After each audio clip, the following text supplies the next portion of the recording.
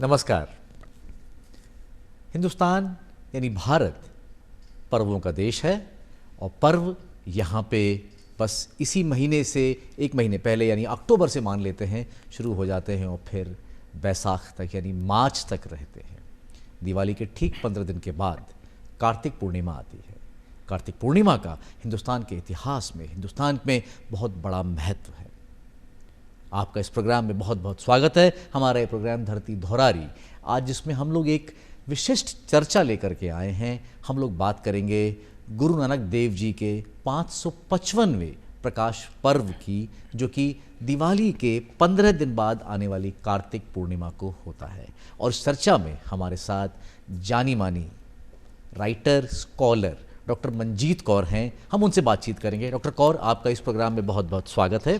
Doctor Kaur ने बहुत अरसा बिताया है सिखिज़्म को समझने में। आप पहले प्रोफेसर थी जयपुर के अंदर, राजस्थान यानी कि, और फिर उसके बाद आपने टीचिंग के बाद अब पूरी तरीके से शोध कार्य कर रही हैं, सिखिज़्म के ऊपर स्कॉलरशिप कर रही हैं, बहुत सारी किताबें लिखी हैं, कई 100 आर्टिकल्स लिख चुकी हैं। तो जानकारी बहुत दिलचस्प, जानकारी बेहद, आपको ऐसे तथ्य भी हम लोग उसमें प्रस्तुत करेंगे जो कि सिखिज़्म को लेकर के, गुरु नानक देव को लेकर के आपको सुन करके अच्छा लगेगा।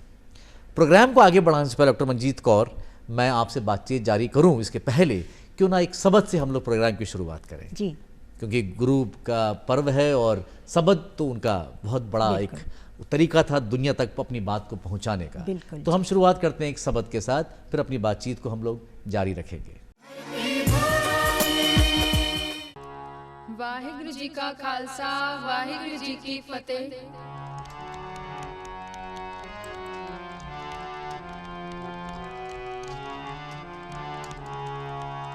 कलिता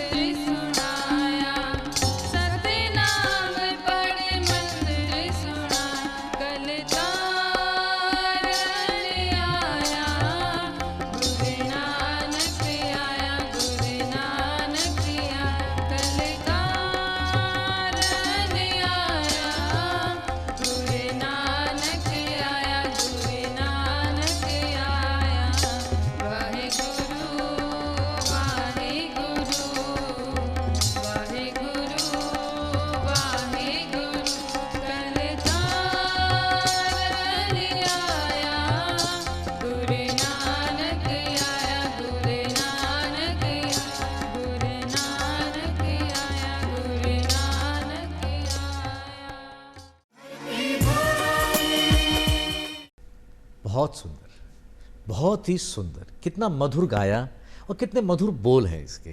डॉक्टर मंजीत कौर, 555वां प्रकाश पर्व है जी। कहें तो नानक साहब की, गुरु नानक देव साहब की जयंती है, पर इसे प्रकाश पर्व क्यों कहते हैं? जी, बहुत बहुत मुबारक गुरु पातशाह के आगमन प्रकाश पर्व की। प्रकाश पर्व एक ज्ञान का प्रकाश, क्योंकि जो जन्म है हर प्राणी का है, हर प्राणी का, जितनी भी यहाँ उत्पत्ति है हर प्राणी का जन्म है, लेकिन कभी कभी इस जगत में प्रकाश होता है। जब अंधकार इस तरह इस कदर फैल जाता है, जब अज्ञानता का अंधकार मिटाने के लिए उस परम पिता परमेश्वर के आगे समूची मनुष्यता, मानवता जो त्राही त्राही कर उठती है। पाप बढ़ा जब जब धरती पे, तब तब तू ही आया, कृष्ण बना कहीं द्वापर युग में, त्रेता में राम कहाया। निराकार बन आया जगत में, कैसी तेरी खुदाई, दुनिया से वो है छूटा जिसने तुझसे प्रीत लगाई।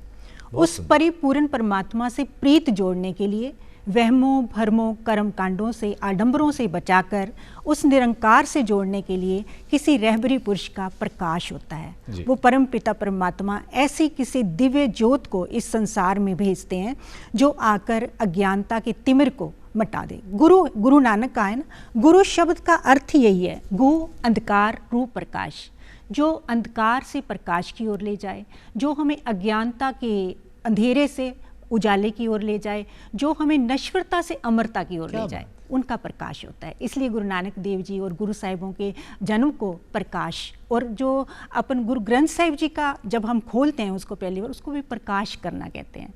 अच्छा, उसे प्रकाश कर, कभी ये नहीं कहेंगे कि गुरु ग्रंथ साहिब जी को खोलो। अच्छा। गुरु ग्रंथ साहिब जी को नित्य नित्य यही कहा जाता है, गुरु ग्रंथ साहिब जी का प्रकाश करो। क्या बात है, तो ये प्रकाश है।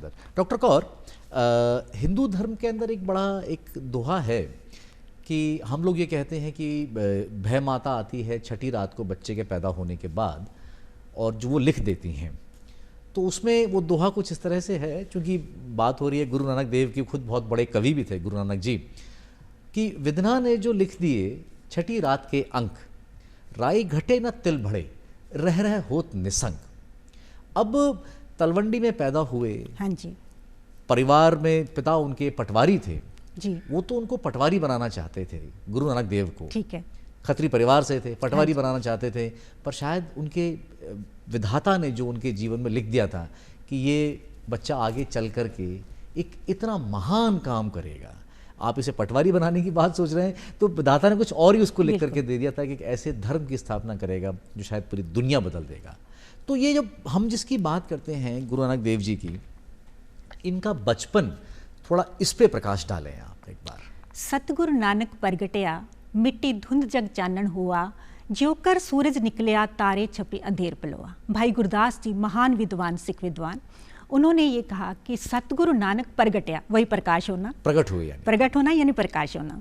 सतगुरु नानक प्रगटया, मिट्टी धुंध, धुंध यानी जो अंधकार की, अज्ञानता का अंधेरा फैला हुआ था वो छट गया। जैसे सूरज निकलता है और तारे छिप जाते हैं, उसी प्रकार से गुरु नानक देव जी के प्रकाश से, उनकी आमद से, तो इस संदर्भ में बड़ा प्यारा डॉक्टर मोहम्मद इकबाल लिखते हैं, फिर उठी आखिर सदा तौहीद की पंजाब से, हिंद को एक मर्दे कामिल ने जगाया ख्वाब से। क्या बात? किन ख्वाबों में सोई हुई थी ये खलकत यानी दुनिया, उनको उसमें से निकाल के वहमों आडंबरों कर्म कांडों के विरुद्ध जो गुरु पातशाह ने एक रणभेरी बजा दी, बिगुल बजा दिया। और उसके उस संदर्भ में अगर अपन बात करें तो उनके भाई संतोख सिंह जी ने बड़ा प्यारा लिखा है, अनक रहत परमात्म जोई, नानक नाम कहावे सोई। नहीं है द्वैत का लेस मात्र जिसमें, उस निरंकार का नाम ही नानक है। तो उस परमात्मा ने किस विशेष ड्यूटी लगा के गुरु साहिब को भेजा है। आगे अपन जिक्र करेंगे कि किस तरह गुरु साहिब जब वेई नदी में स्नान करते हैं और उसमें अलोप हो जाते हैं 3 दिन तक, और उसके बाद जब वो परमात्मा से साक्षात्कार करते हैं तो परमात्मा ने उन्हें अमृत प्याला दिया है। अच्छा, अमृत प्याला दिया है, नानक जी आप छको और खलकत को छकाओ। यानी सारी दुनिया को चखाओ। इसलिए गुरु पातशाह सारी दुनिया को वो अमृत प्याला पिलाने के लिए, यानी शब्द से वो ज्ञान का प्रकाश करने के लिए गुरु साहिब आए हैं। तो उनका बचपन जो है, देखो कहते हैं ना, पूत के पाँव पालने में दिखाई दे जाते हैं ना, तो होनहार वीरवान के होत चीखने पार। तो वो हटके हैं, क्यों? आम बच्चों की तरह खेलते नहीं हैं, आम बच्चों की तरह खाते नहीं हैं, आम बच्चों की तरह सोते नहीं हैं। तो माँ बड़ी बेचैन रहती है, माँ तो माँ है ना, तो वो जब उनसे सवाल करती है, बच्चे तू तेरे को भूख नहीं लगती और बच्चों की तरह तेरे खेलने का मन नहीं करता? बड़े प्यार से वो कहते हैं, माता आखा जीवा विसरे मर जाऊँ, आखण औखा साचा नाम, साचे नाम की लागे भूख। यानी हे माँ, अगर मैं कहता हूँ, यानी परमात्मा का नाम जपता हूँ, बंदगी करता हूँ, तो मेरा आत्मिक जीवन बना रहता है। अगर मैं नहीं करता, नाम नहीं जपता, तो मेरी आत्मिक मौत हो जाती है। और इस सच्चे नाम की भूख, किसी शारीरिक भूख तो जन्म से पहले ही है, लेकिन ये आत्मिक भूख जो है, बंदगी की जो भूख है, वो किसी विरले को लगती है। ये उनको बचपन में लग गई। बचपन में लगन है, बचपन से, जन्म से ही लगन है। जो उनकी दौलता दाई, जिनके हाथों से इस बच्चे का जन्म होता है, नानक का जन्म होता है, प्रकाश होता है, तो उस दौलता दाई ने कहा था कि मेरे हाथों से इतने बच्चों ने जन्म लिया है, लेकिन जो कहते हैं पूरा कमरा प्रकाश से भर जाता है। और कहते हैं कि ऐसा बालक मैंने नहीं देखा। और बाहर आती है, जब कहते जाके बताते हैं पिताजी को, मेहता कालू जी को, तो मेहता कालू जी उसको बहुत कुछ देने की वो करते हैं। कहते हैं आज भाई मैं तृप्त हो गई हूँ, मुझे कुछ नहीं चाहिए। आज जिस बालक ने मेरे हाथों से सबसे पहले जिसका दीदार करने का मुझे सुअवसर मिला है, अब मेरे को कुछ लेने की ख्वाहिश नहीं रह गई। तो इतना निहाल हो जाती है कि उसके दर्शन करके पूरा कमरा जगमगा उठता है प्रकाश से। डॉक्टर गोपाल सिंह की एक बहुत प्रमाणिक किताब है सिखिज्म के ऊपर, सिखों का इतिहास, द हिस्ट्री ऑफ सिक्स।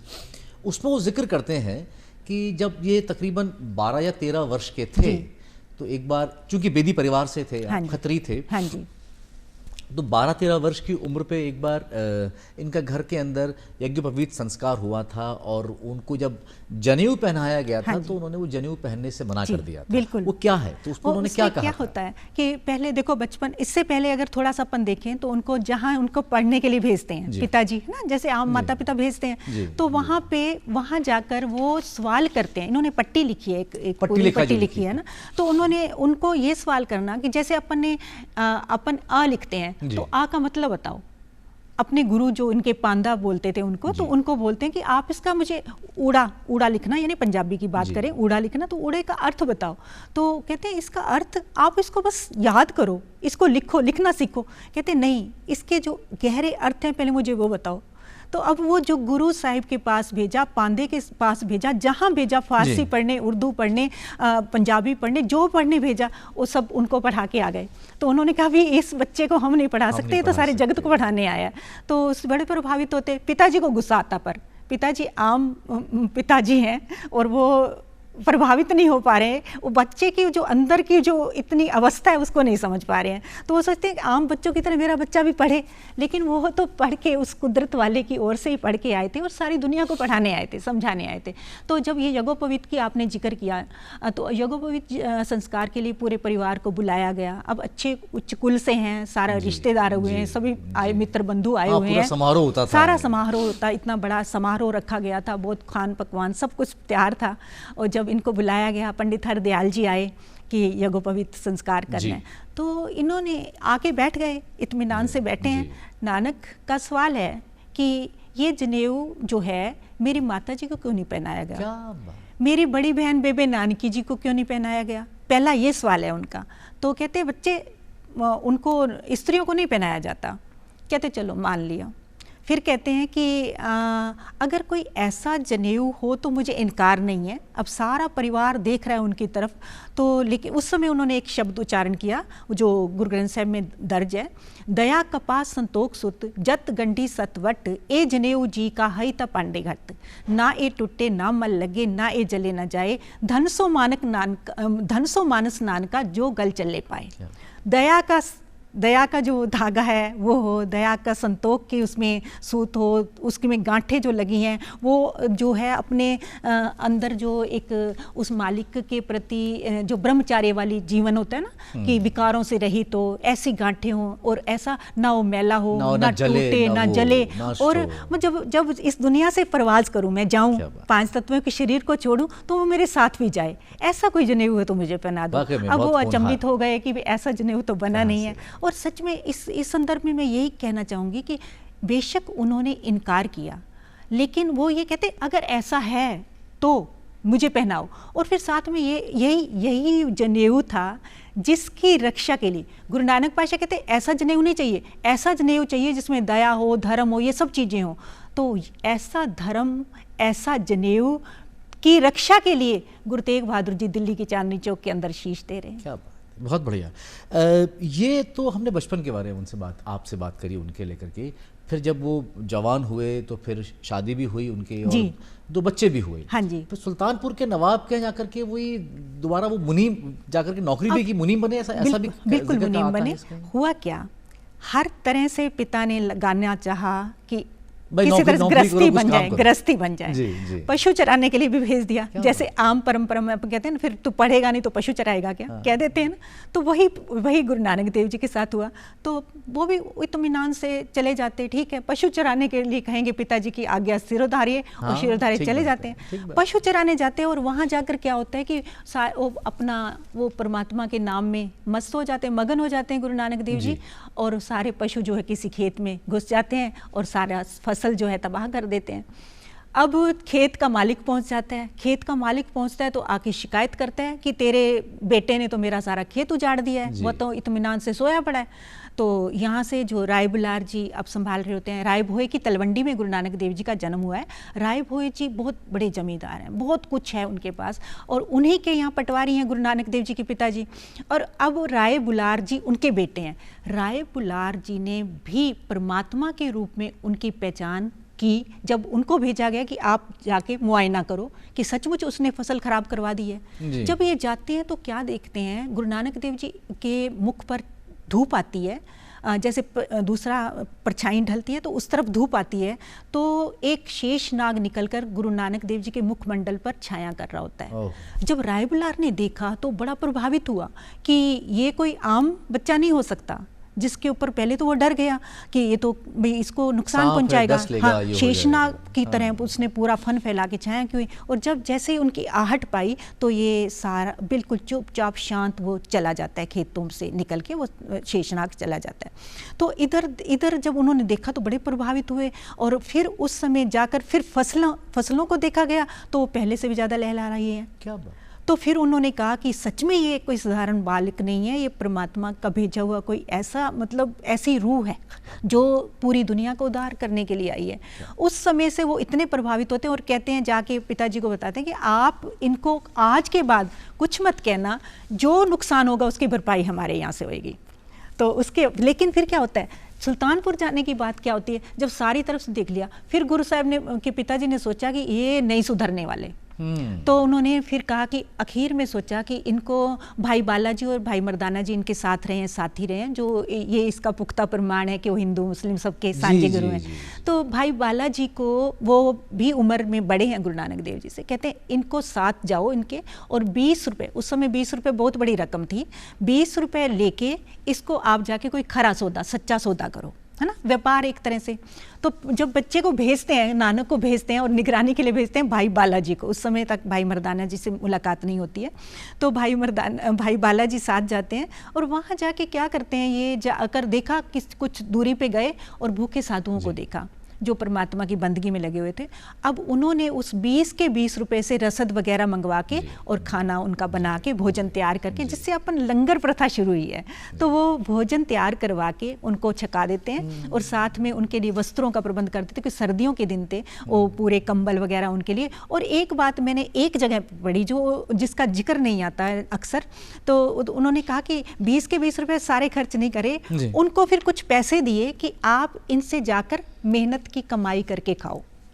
अच्छा। मेहनत की कमाई करके खाओ। वहाँ से इनका जो त्रिरत्न सिद्धांत है अपना, वो भी शुरू होता है। वो त्रिरत्न सिद्धांत के पहले मैं अपने दर्शकों को बताना चाहूँगा, यहाँ कुछ शब्दों का जिक्र आया था। एक तो तलवंडी का, हाँ जी, तलवंडी में उनकी पैदाइश हुई जी। थी। तलवंडी आज हम बात करें तो हम राजस्थान के लोग हैं, कोटा वाले सोचते हैं कि तलवंडी वहाँ भी जगह का नाम हाँ है, जी। बट वास्तव में तलवंडी जिसका नाम है, वो जो स्थान जहाँ नानक की पैदाइश थी वो पाकिस्तान में है आज के टाइम पे।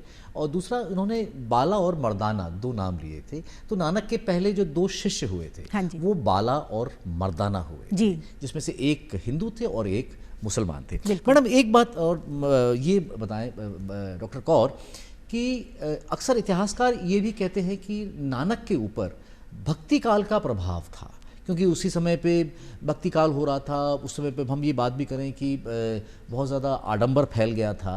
तो क्या कुछ इतिहासकार ऐसा मानते हैं कि नानक के ऊपर भक्ति काल का भी बहुत ज़्यादा प्रभाव रहा है? आप चूँकि स्कॉलर हैं और मैं आपसे एक प्रश्न पूछना चाहूँगा। भक्ति काल का प्रभाव तो तब रहे ना। अब देखो, जो भक्त हैं उस समय के, जी, रैदास जी हैं, कबीर जी हैं, ये सब, अब संतों को कहाँ सीकरी से काम, संतों को कहाँ सीकरी से काम, क्या यानी बात? उनको कुछ फिर दुनियादारी से लेना देना नहीं होता। जी, वो अपनी भक्ति जी। में सिर्फ अपना उद्धार करने में जैसे लगे होते हैं। जी, लेकिन गुरु नानक देव जी में तो अति मानवतावादी दृष्टिकोण है। तो भक्ति काल का प्रभाव नहीं है इन पर, ये भक्ति काल को प्रभावित कर रहे हैं। अच्छा, गुरु नानक देव जी से वो भक्ति काल प्रभावित हो रहा है, क्योंकि एक जो मान्यताएं बनी होती हैं, सिर्फ एक ईश्वर की भक्ति कर लेना, या जैसे जब सिद्धों से वो गुरु पातशाह का संवाद होता है, तो फिर गुरु पातशाह ये कहते हैं, भाई तुमने आकर सुमेर पर्वत पर बैठ गए, तो उनसे पूछा गया कि लोगों का क्या हाल है। वे कहते हैं लोगों का क्या हाल होगा जब तुम्हारे जैसे योगी पुरुष जो हैं, जिनको ज्ञान हो चुका है, और उसके बाद सिर्फ तुम अपना सुधारने में और संवारने में लगे हुए हो, तो और फिर भिक्षा किससे मांगोगे? उनसे जाके। इसलिए गुरु नानक देव जी ने 3 सिद्धांत बख्शे हैं, उनको त्रिरत्न सिद्धांत कहा जाता है। कीर्त करो, नाम जपो और वंड छको।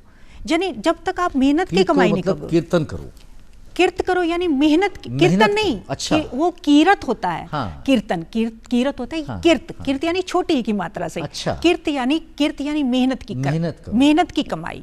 जहां भी तुम अब स्टूडेंट लाइफ वाला बच्चा पूछेगा, मेरा कई बार कॉलेजों में लेक्चर होता है, भाई हम बच्चा क्या कमाई करे? बच्चा ईमानदारी से पढ़ाई करे, सही बात है ना। कीर्तन- जहां तुम हो, सही जहां बात। तुम हो। मैं तो अपने पिताजी से सुना था कि जहां तुम हो, यानी आपको 100 रुपए उसका श्रम मिल रहा है, तो हाँ। आप 125 को काम करके दो, क्या बात है। तो 25 आपकी इन्वेस्टमेंट है। 100%। तो गुरु पातशाह ने सबसे पहले कहा कि कीर्त करो। कीर्त करो। परमात्मा की बंदगी से पहले जरूरी है कि आप मेहनत की कमाई करो, जहां भी आप हो ईमानदारी से मेहनत की कमाई करो। उसके बाद कहा कि नाम जपो, एक ईश्वर की आराधना, एक ईश्वर की आराधना। उसके बाद वंड छको, यानी आपकी अगर मेहनत की कमाई है और आप ईश्वर की बंदगी कर रहे हो, वही बांटना सफल होगा, है ना। पाप की कमाई करके जी, तो फिर जी। उसको बांटा तो क्या मुझे क्या लगता है इसमें, आप बिल्कुल सही करी, बहुत अच्छा, आपने बहुत अच्छी व्याख्या करी डॉक्टर कौर इसमें। बट जैसे भक्ति काल की हम लोग बात कर रहे थे, भक्ति काल में ये भी हो गया था कि बहुत सारे ईश्वर का सिद्धांत आ गए थे कि ईश्वर अनेक हैं और बहुत रूप हैं उसके। नानक ने जो कहा, वो उन्होंने ईश्वर को निरंकार माना। हाँ जी, निरंकार माना, और ईश्वर को उन्होंने पहला, भाई ये एक कोई मूर्त नहीं है, निरंकार है। और शायद इसी बात के लिए कि ये भी कि जपजी साहिब की जो पहली पौड़ी है, वो जो कि आजकल शुरुआत, वो जो होती है कि शुरुआत एक ओंकार सतनाम करता पुरख निर्भव बिल्कुल। निर्वैर, कि शायद इसमें कि अनहद नाद है। हाँ जी। ईश्वर को उन्होंने निरंकार माना, कोई उसका रूप नहीं है। हाँ जी। शायद एकेश्वरवाद का उन्होंने सिद्धांत दिया। बिल्कुल। तो शायद आप जो कह रही बिल्कुल सही कह रही, मुझे भी लगता है कि भक्ति काल का प्रभाव नहीं था, भक्ति काल से इन्होंने अलग अलग होकर सोचा है। हाँ जी। और दूसरी एक बात ये भी लगती है मेरे को कि जब ईश्वर एक है, तो ईश्वर का कोई इन्होंने आकार नहीं माना जी। तो शायद इसीलिए कि हम जब गुरुद्वारे में जाते हैं तो कोई ईश्वर की प्रतिमा नहीं है, हाँ मूर्ति जी। नहीं है, किसी रूप में देखते नहीं हैं हम लोग। जो सिखिज्म को मानने वाले हैं वो गुरु ग्रंथ साहिब को जी, सबसे बड़ी शब्द गुरु की आराधना मानते हैं, उसको करते हैं। बहुत अच्छी बात है, बहुत अच्छी बात है। एक चीज़ और, नानक के साथ जो जितना मैं जानता हूँ कि उन्होंने ये जो सूफिज़म में भी होता है कि ये तवक्कुफ का कारखाना है या वो है जो एतबार किया कि भाई आप मान लो ये दुनिया है तो है, वरना नहीं मानो तो नहीं है। हाँ जी। नानक ने शायद ऐसा नहीं कहा था। नानक ने बोला ये दुनिया है, बिल्कुल। छोटी है पर है, वास्तव में है। और शायद तभी जो आप बात करेंगे किरत करो, हाँ ये जी। बात निकल के वहाँ से बिल्कुल। बात आती है। ये जग सच्चे की है कोठड़ी, सच्चे का विश्वास। अच्छा। आशा की वार में कहते हैं ये जग सच्चे की है कोट। इसको आप नश्वर मानो, झूठा मानो, नहीं मान सकते, क्योंकि ईश्वर कण कण में, जर्रे जर्रे में विद्यमान है जी। इसको झूठा भी, निरा झूठा कैसे कहोगे? कैसे कह सकते हो है ना?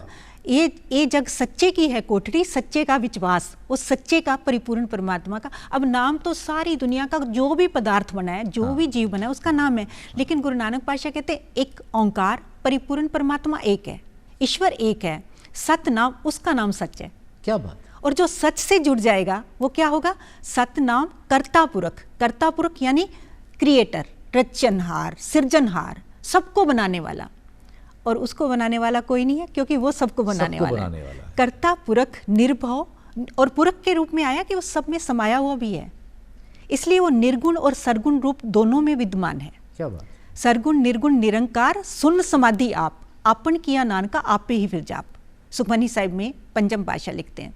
वो निर्गुण का ये सरगुण पसारा है। हम सब जो जीव, जो रचना हुई है, तो उसको बनाने वाला उसके अंदर आप समाया हुआ है, और निर्लेप भाव से है, कमल के फूल की तरह। क्या बात। तो वो निर्लेप भाव से, तो कर्ता पुरख निर्भव, भय से रहित है। और जो उस भय से रहित परमात्मा से जुड़ जाता है, उसको फिर दुनिया का डर नहीं रहता। वो लोकाचार के लिए कुछ नहीं करेगा, वो अपने उद्धार के लिए और मानवता के सुधार के लिए कुछ करेगा। निर्भव, निर्वैर, उसका किसी से वैर नहीं, उसका कोई शत्रु नहीं है, निजात अजात शत्रु है वो। तो उस अच्छा जो उस परमात्मा से जुड़ जाएगा, उसका भी कोई शत्रु नहीं होगा। सब में वो फिर परमात्मा की ज्योत को पहचानने लगेगा। तो कोई घट ऐसा नहीं। इस संदर्भ में कबीर जी का बड़ा प्यारा शब्द है, अव्वल अल्लाह नूर उपाया कुदरत के सब बंदे, एक नूर ते सब जग उपजा कौन भले को मंदे। लोगा भरम न भूलो भाई, खालक खलक खलक में खालक पूर रहे हो सब ठाई। तो सब में वो परमात्मा है, किसको भला कहोगे, किसको मंदा कहोगे? तो निर्भव है, निर्वैर है, फिर अकाल है, काल से रहित, समय सीमा से परे। अकाल मूरत अजूनी, जोनियों से रहित, वो जोनी में आता ही नहीं, जिसका जन्म ही नहीं है, जोनियों में कहाँ से आएगा? सहभंग, स्वयं से प्रकाशवान। क्या बात। स्वयं से प्रकाशवान, उसको किसी तभी प्रकाश, उसी का प्रकाश आता है, इसलिए प्रकाश पर्व कहते हैं। स्वयं से प्रकाशवान, सहभंग गुर प्रसाद। और यहाँ आप आकर सारी चीज जो है, संपूर्ण श्री गुरु ग्रंथ साहिब जी की विशद व्याख्या इसमें मूल मंत्र में मिल जाएगी आपको। आपने भी ओंकार से गुरु प्रसाद, यानी गुरु की कृपा से उस परिपूर्ण परमात्मा का नाम जपा जा सकता है, उसका अंत नहीं पाया जा सकता, क्योंकि वो बेअंत है, असीम है, और हर एक प्राणी के पास एक सीमा में बुद्धि है। जी। अच्छा, इस बात से एक बात और ये निकल के बाहर आती है कि आपने कबीर का जिक्र किया। हाँ जी। तो ये तो बिल्कुल निश्चित है कि कबीर के ऊपर भी प्रभाव रहा है गुरु नानक का।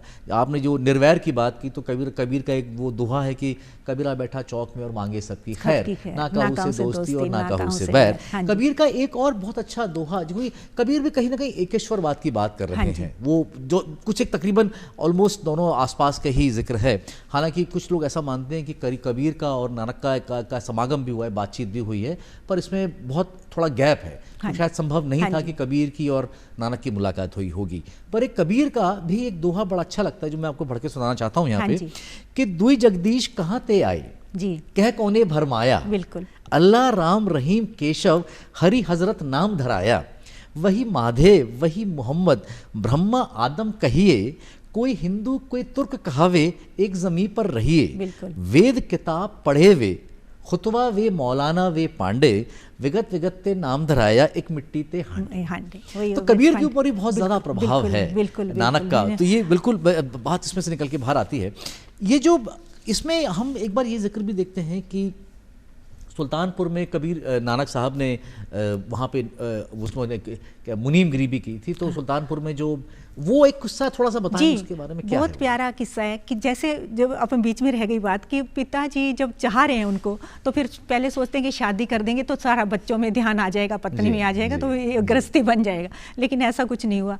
अब बहन नानकी जो पहचानती है, और जो अपन खरे सौदा की बात कर रहे हैं ना, सच्चा सौदा की, उस समय जब वापस गुरु नानक जी खाली हाथ आ जाते हैं, तो पिताजी को मैसेज पहुंचता है, भाई वाला जी जाके बताते हैं कि वो तो 20 रुपये सारी रकम डुबाया गया। तो गुरु साहब के पिताजी ने उस समय उनको चपेड़े मारी थी। अच्छा। गुस्सा चपेड़े तो कहते हैं, चपेड़े चाटे चाटे मारे मारे थे। तो बहन नानकी को पता चला, बहन नानकी वहीं आई हुई थी, शादी जी, हो जी। चुकी थी उनकी। नानक की बहन नानक थी की बहन नानकी। बड़े नानकी, बेबे नानकी जी, उनके नाम से इनका नाम नानक रखा था। नानक रखा। तो ये दौड़ के पीछे जाती है पिताजी के, कहते पिताजी मेरा जो मेरे पास गहने हैं सब कुछ आप ले लो, मेरे रब जैसे वीर को हाथ मत लगाना बात कभी। नानक छोटे थे मतलब उनसे। हाँ, छोटे थे, 5 थे। साल छोटे थे, लेकिन उसको ईश्वर रूप मानती थी वो उनको, क्योंकि वो पहचान चुकी थी मेरा वीर कोई साधारण बालक नहीं है, भाई नहीं है। तो जब ना फिर इसने सोचा कि पिताजी की तकरार तो हमेशा रहनी है, तो इन्होंने अपने साथ ये अपने ससुराल, उस समय में वो बहन का फैसला देखो, अपने साथ सुल्तानपुर ले जाती है जो उनका अच्छा। ससुराल है। अच्छा। आज भी अपन विचार करते हैं तो थोड़ा सोचना पड़ता है कि वही बहन के ससुराल में, तो वो भैया जयराम जी जो उनके पति हैं, तो उनको वो भी बड़े गुरु साहिब जी को पहचान चुके हैं वो भी। अच्छा। है ना, क्योंकि बेबे नानकी का उन पे असर है, वो भी भक्ति भाव वाली हैं। तो वहाँ जाके वहाँ पे उन्होंने फिर क्या किया, सुल्तानपुर लोधी में उनका काफ़ी सारा आपस में वो है। और इधर जो राय भोय की तलवंडी है, राय भोय जी और राय बुलार जी का बड़ा अच्छा संबंध है दौलतरा से, उनके साथ फिर वहाँ जहाँ पर उनको ये मुनीमी की नौकरी दिला दी जाती है। अब वहाँ बड़े मज़े की बात होती है, जब इनको मुनीम बना दिया गया तो वहाँ पे इनको कहा कि आप, भाई मर्दाना जी वहाँ साथ हैं। अच्छा। वहाँ भाई मर्दाना जी साथ हैं। भाई मर्दाना जी को कहते हैं आप तो हिसाब किताब लिखोगे और मैं तोल तोल के दूंगा। क्या बात। तो उन्होंने कहा कि भाई आपकी नौकरी लगी है, आप मुखिया बनाए गए हो यहाँ के, आप मुनीम तो बनाए गए हो। आप मुनीम बनाए गए हो, आप थोड़ी करोगे ये काम। ये काम मैं करूँगा, तोल के मैं दूंगा, हिसाब किताब आप लिखोगे। तो कहते हैं नहीं, हिसाब किताब आप लिखोगे। ये उनका यहाँ पे ये भावना थी कि जो नीच अछूत छोटे समझे जाते हैं उनको मान देना। एक बड़ी पावन पंक्ति है उनकी गुरु साहिब की, नीचाएं अंदर नीच जात, नीची हो अत नीच, नानक तिन के संग साथ, वड्या सो क्या रीस, जिथे नीच संभालियन उथे नदर तेरी बख्शीश। कहते जहाँ नीच अछूत समझे जाने वाले लोगों की सार संभाल होती है, वहाँ पर परिपूर्ण परमात्मा आप विराजमान होते हैं। वड्या सो क्या रीस, मेरे को बड़ों से दौलतमंदों से मेरी कोई रीस नहीं है, मुझे उनसे कोई सरोकार ही नहीं है। तो वो गुरु पातशाह का ये मकसद भी था उस समय कि इनको ये काम देकर इनका मान और रुतबा बढ़ाना है, और खुद फिर तोलने बैठ गए। अब जब तोलने लगे तो ऐसा ईश्वर में ऐसी वृत्ति, अब कहते हैं जैसे तोलते ना, जब जैसे आ रहे हैं लेने वाले ग्राहक आ रहे हैं तो तोलते, जैसे किलो हुआ उस समय सेर होता था, है ना, तो तोलना एक, फिर कहते हैं एक, फिर एक। अब वो कहें भाई भाई मर्दाना जी कहते हैं ऐसे तो सारा हिसाब किताब गड़बड़ा जाएगा, एक के आगे 2 होता है, 3 होता है, 4 होता है। कहते हैं नहीं, एक लिखते जाओ, एक लिखते जाओ। अब एक यानी निरंकार एक है। अब जब ऐसा हुआ फिर उन्होंने कहा कि ऐसे तो बड़ी गड़बड़ हो जाएगी, भाई आप ही संभालो। फिर कहते हैं गिनती करते करते जब 13 पे बात आई ना, उस समय गुरु साहिब ने 13 की ऐसे धुन लगी, 13 ही 13, 13 ही 13, आपे कंडा तोल तराजी, आपे तोलन हारा। यानी ये जो ग्राहक हैं वो भी तेरे, ये जो वस्तु लेके जा रहे हैं वो भी तेरी, ये तोलने वाला भी तू, तुलवाने वाला भी तू, सब कुछ तू ही। फिर 13 में ऐसे मगन हुए, और फिर क्या हो गई, गुरु नानक देव जी की शिकायत हो गई, ऐसे तो नानक ने तेरा मोदी खाना सारा लुटा देना है। क्या बात, क्योंकि कुछ ले ही नहीं रहे किसी से। और मैं इस पे आऊँगा, मैं इस पे दोबारा आऊँगा, एक बार बीच में आएंगे। पर ये जैसे मुझे एक बहुत सवाल मेरे दिमाग में कौंध रहा है, जैसे हम ये कहते हैं कि बुद्ध को, हाँ जी, बौद्ध हुआ, ज्ञान हुआ, कहते हैं कि एक उम्र पे आकर के करीब, और फिर उसके बाद वो यात्रा पे निकल गए और प्रचार प्रसार किया उन्होंने। ये बताएं कि किस उम्र पे आकर के नानक को ये लगा कि अब उन्हें ज्ञान हो गया है, और अब उन्हें इस जो उन्होंने हिंदू और मुसलमान धर्मों से जो निकल करके जो उन्होंने एक गंगा बहा दी बीच की, जिसमें कि दोनों धर्मों की जो कुरीतियां थी, ये मानना पड़ेगा, धर्मों में कुरीतियां थी तभी कोई नया धर्म आया था, कुरीतियां थी, उसको हटा करके बहुत ही साफ सुथरी बातों को, कि जैसे कहते हैं ना कि साधु ऐसा चाहिए जैसा जैसा सूप सुहाए, सुहाए। है ना? थूता थूता गई रहे सार और को हाँ, गहले हाँ। थोथा दे उड़ाए। तो वो किस उम्र पे आकर के उनको ऐसा ये लगा? जब सुल्तानपुर में और है फिर ना, उन्होंने इसके बाद किया क्या? हाँ जी, यात्राओं पे गए थे, मैंने बिल्कुल सुना। बिल्कुल, सुल्तानपुर वहीं पे है, सुल्तानपुर में है। थोड़ा और छोटा किस्सा बताइए, बातें बहुत सारी हाँ पूछनी जी, मेरे को आपसे। सुल्तानपुर में है। और जब वो उनका नित्य कर्म था अमृत वेला में, यानी करीब 2:30 बजे, जी। वो वेई नदी है वहाँ पर बहती है। जी। अभी मैं दर्शन करके आई हूँ, मेरा क्या प्रोग्राम था वहाँ पे कवि दरबार, अच्छा। तो उसमें मैं पूरे उसका लेके आई हूँ। तो उसमें क्या होता है कि उस वेई नदी में स्नान करने जाते थे और फिर वहाँ कुछ समय वहीं बाहर बैठ के, वो जैसे होता रमणीक स्थान होता है, तो वहाँ पर बैठ के ईश्वर की बंदगी में लग जाते थे। बाद में आके अपना कारोबार संभालते थे। तो क्या होता है कि वहाँ पे एक दिन वो वेई नदी में स्नान करने उतरते हैं और आलोप हो जाते हैं, बाहर निकलते ही नहीं है। अच्छा। तो जाकर खबर पहुंची, जब जिस समय उनका आने का समय होता है, आए नहीं वापस, तो पता चला, तो बेबे नानकी को जाकर उनकी बहन को बताया गया और सब लोग इकट्ठे हो गए, सब सुल्तानपुर के सब लोग इकट्ठे हो गए। अब देखा तो सब गोताखोर बुलाए गए, सब कहीं कुछ दिख ही नहीं रहा ना, दूर दूर तक उस वेई नदी में कुछ दिख नहीं रहा। जब नहीं दिखाई दिया तो उन्होंने बेबे नानकी को कहा कि तेरा वीर जो तेरा भाई है वो तो डूब गया। कहते मेरा भाई डूब ही नहीं सकता। उनको यकीन था कि वो जो सारी दुनिया का भवसागर से पार उतारने वाला आया है वो डूब नहीं सकता। तो सभी वहाँ इकट्ठे हो जाते हैं, देखते हैं, पर 3 दिन तक जो पानी से कोई डेड बॉडी कुछ तो दिखता, कुछ भी नहीं दिखाई दिया। उस समय उन्होंने ईश्वर से साक्षात्कार किया है। अच्छा। ये पूरे ग्रंथों में मैंने अध्ययन किया है। तो ईश्वर से साक्षात्कार हुआ है उनका, और ईश्वर ने उनको अमृत प्याला दिया है। क्या बात? गुरु नानक, ये अमृत प्याला, ये किस उम्र की में बात है? ये तकरीबन जन्म क्या साखी, ये जब सुल्तानपुर लोधी में ये शादी हो चुकी है, उसके तकरीबन बाद 22-23 साल की उम्र मान लें हम इतनी लोग उम्र में, उसके दौरान। तो उस समय जाकर गुरु साहिब ने उन अकाल पुरख से साक्षात्कार हो गया। उन्होंने कहा कि आपको तो विशेष मिशन के लिए विशेष ड्यूटी दे के आपको जगत में भेजना है। उसके बाद जब वो 3 दिन तक वहाँ अलोप रहते हैं, और जब वापस फिर ये उस समय जब अपन मूल मंत्र का जिक्र कर रहे थे, उस वेई नदी में स्नान करके, जब स्नान के बाद यानी अलोप रहने के बाद जो 3 दिन के बाद बाहर निकलते हैं, ना को हिंदू ना मुसलमान, ये शब्द था उनका पहला। अच्छा। फिर साथ में मूल मंत्र का वहाँ वेई नदी के किनारे पे ऊपर लिखा हुआ है, ये अभी पूरा उकेर के लिखा हुआ, छपा हुआ है, तो उसमें वो मूल मंत्र का उच्चारण करते हैं। उसके बाद कहते हैं कि मोदी खाने की फिर वो पड़ताल होती है, सारा हिसाब किताब होता है। उस समय भी कहते हैं 750 के करीब जो रुपए हैं वो प्रॉफिट निकलता है उस समय भी। तो फिर उस समय फिर जो दौलत खां होते हैं वो कहते हैं कि आप छोड़ के मत जाओ। मैं लोगों के कहने में आ गया, लेकिन आप कहते अब मुझे यहाँ नहीं रहना। और वहां से तो यात्रा पे बस उस समय से ये यात्राओं पे निकलते। वो आपने डूबने की बात कही कि भाई किसी ने बोला कि उनकी बहन को नानकी को डूब गए, तो मुझे वो नानक नाम जहाज है, चढ़े से उतरे, बिल्कुल तो दुनिया भर को पार कर रहा है, तो वो कहाँ डूबेगा? नाम ही तो है, नाम रूपी जहाज में चढ़ जाओ, फिर उसका जिम्मा है वो, ईश्वर से प्रेम करो और सब पार हो जाएगा। मुझे खुसरो का भी वो दोहा याद आ गया कि खुसरो दरिया प्रेम का उल्टी वाकी धार, जो उतरा सो डूब गया और जो डूबा सो पार। बहुत सुंदर। कबीर जी की उल्टवासियों में यही है सारा। जी हाँ। मैं यात्राओं का जिक्र भी करूंगा आपसे। हाँ जी। सबसे पहले मैं आपसे बात ये पूछना चाहता हूँ कि जो जैसे हम लोग बात करें कि उन्होंने कुरीतियां को हटा करके बनाया, नानक ने उस दौर की बात कर रहा हूँ, 550 साल पहले की बात है, कि महिलाओं को लेकर के समानता की उन्होंने बात करी है। और वो जो उनका दोहा है, जो सो क्यों बंदा आके जे जम्मे राजा, बहुत प्यारा, वो मैं इसकी आपसे व्याख्या चाहूंगा, मुख्तसर सी बट जरूर है, क्योंकि आशा की वार वाणी में उनका ये श्लोक दर्ज है। तो गुरु साहब कहते हैं जो आधी आबादी हमारे हिंदुस्तान की, दुनिया की भी कह सकते हैं, तो वो जो औरत है उसको आप अगर निम्न मानते हो तो दो गाड़ी के पहियों की तरह है। तो जो एक पहिया अगर सही नहीं होगा तो फिर कैसे उसका मतलब कैसे अपनी उसमें मंजिल पे पहुंचोगे।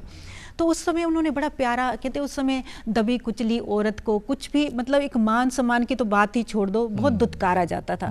उस समय उन्होंने बड़ा प्यारा जो उसके इतना बुलंद नारा दिया उसके हक में, भंड जमिए भंड निमिए भंडो मंगन व्याओ, भंडो होवे दोस्ती भंडो पाइए राहो, भंड मुआ भंड वालिए भंड होवे बंधान, सो क्यों मंदा आखिए जित जम मेरा जान।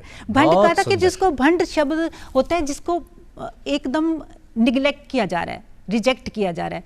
भंड शब्द पंजाबी में उसका अर्थ फिर उसको औरत के अर्थ में दिया। आप जिसको दुत्कार रहे हो, नकार रहे हो, कहते उससे आपका जन्म है, उससे आपकी पालन पोषण है, उसी का दूध पी के तुम बड़े हो रहे हो। और एक फिर थोड़ा बड़े होते हो, सगाई उसी से, विवाह उसी से। फिर कहते हैं अगर बाय द वे ईश्वर ना करे एक पत्नी की डेथ हो जाए कुछ समय में, तो दूसरी लेके आते हो, है ना? कहते फिर ऐसे ऋषियों, मुनियों, पीरों, पैगंबरों की जननी को आप निम्न कैसे कह सकते हो? बहुत सुंदर। सो क्यों मंदा आखी, ये बात मुझे बहुत अच्छी लगती सो है। क्यों मंदा आखी जित जमे रहे। जिसमें कि आज भी सिख जगत में कोई भी ऐसी चीज नहीं है जिसमें उस स्त्री को रोका गया हो। बहुत अच्छी बात है। हाँ, मैं बिल्कुल मानता हूँ कि कुछ धर्मों में कहा है कि भाई महावारी के समय पे नहीं, मंदिर में नहीं जा सकते, कुछ तो वैसे मंदिर में नहीं जा सकते, मस्जिद। हम गुरु ग्रंथ साहिब जी पढ़ सकते हैं, मैंने पूरी व्याख्या की है गुरु ग्रंथ साहिब जी की। तो मतलब कहीं भी भेद नहीं है, तुम किसी भी हाल में हो, आप पवित्र, बाहर से साफ सुथरा होना, स्नान करना, लेकिन मन से पवित्र रह के आप ईश्वर की यात्राओं का जिक्र करें तो उनकी तकरीबन 4 यात्राएं, हाँ जी, है ना? और चारों यात्राएं बहुत बहुत अच्छी रही हैं। एक बार वो पटना गए हैं, बनारस गए हैं, एक बार वो बगदाद की तरफ भी गए हैं, एक बार फिर वो ऊपर की तरफ पहाड़ों की तरफ भी गए हैं, सुमेर पर्वत, और एक तरफ आसाम की तरफ भी गए हैं। चारों यात्राएं, श्रीलंका, माफ कीजिएगा, श्रीलंका की तरफ भी गए हैं, यात्राएं की हैं। बगदाद की यात्रा बहुत, बगदाद और पेशावर जाते हैं वहाँ पर की वो यात्रा है। तो ये यात्राओं में उन्होंने किया क्या, एक तो छोटी सी इसमें बताइएगा प्लीज़ एक बार।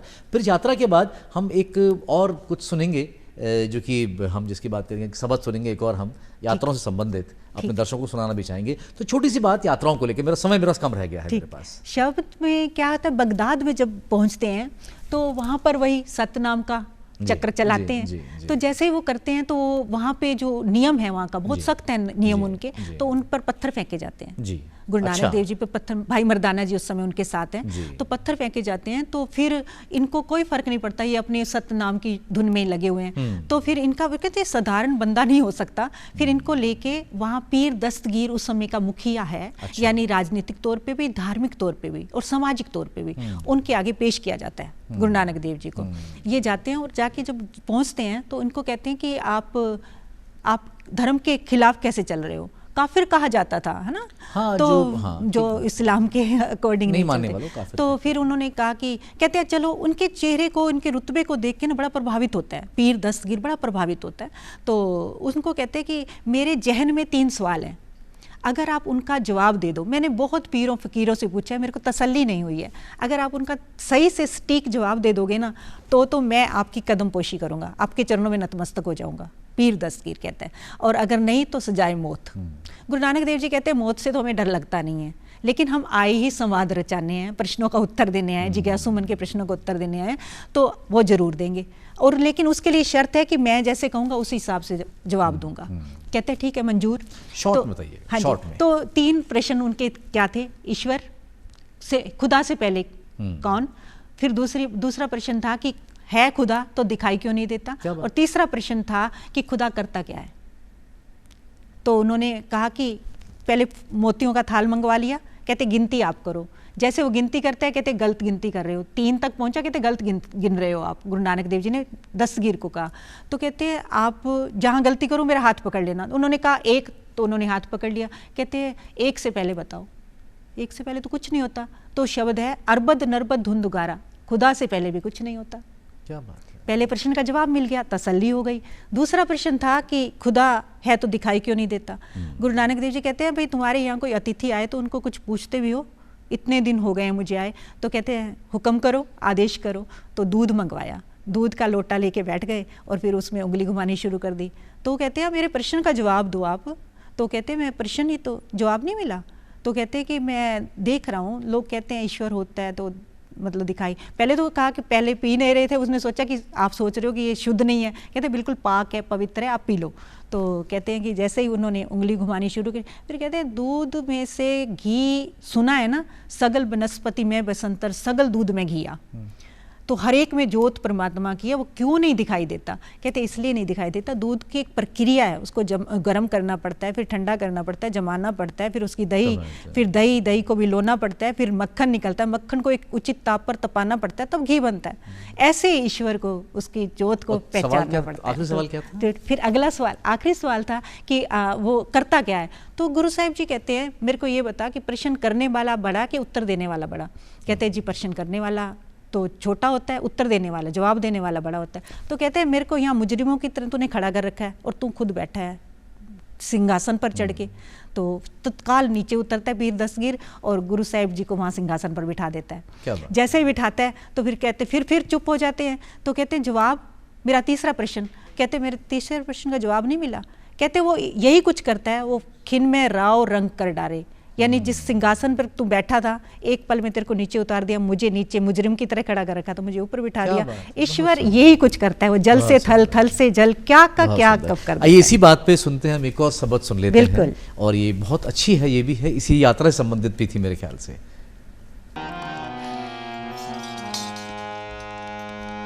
एक बाबा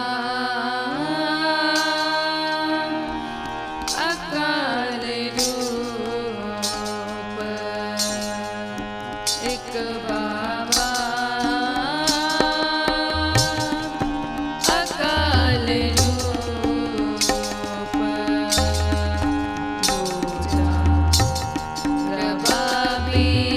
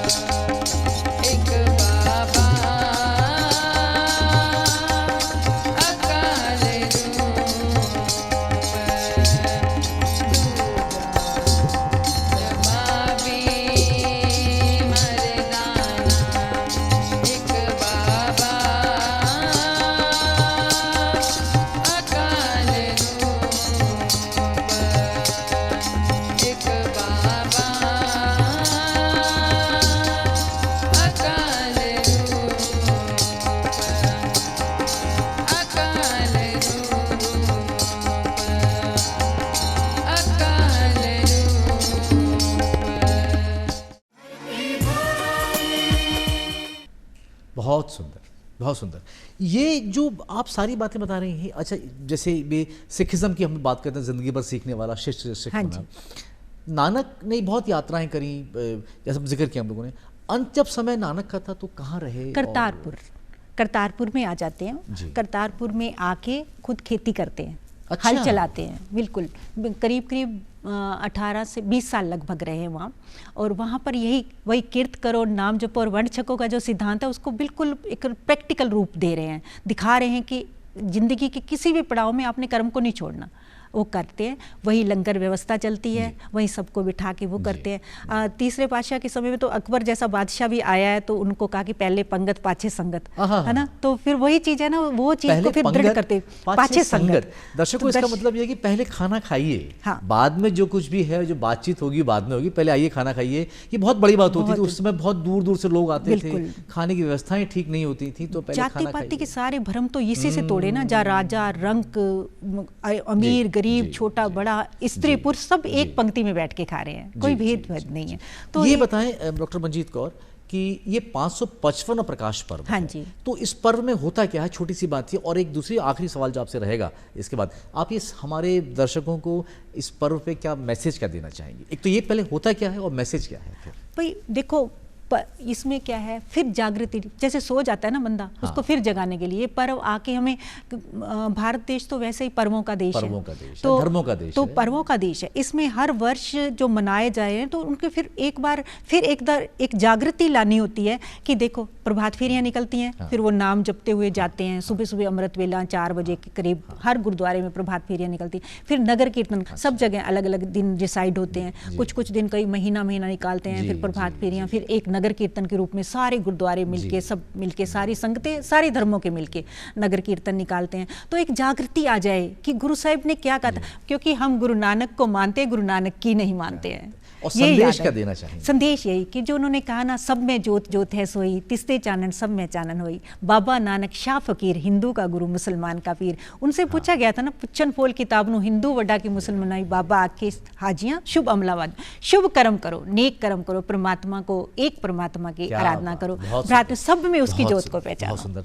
डॉक्टर मंजीत कौर, आप हमारे स्टूडियो में आए, आपने हमसे इतनी अच्छी बातचीत की, जानकारी दी हमें प्रकाश पर्व के बारे में, आपने बताया नानक के बारे में, सिखिज्म के बारे में बताया आपने हमें, इसका बहुत बहुत धन्यवाद है आपका। शुक्रिया, शुक्रिया। 555 प्रकाश पर्व पूरे हो गए हैं, 556वां प्रकाश पर्व लग गया है।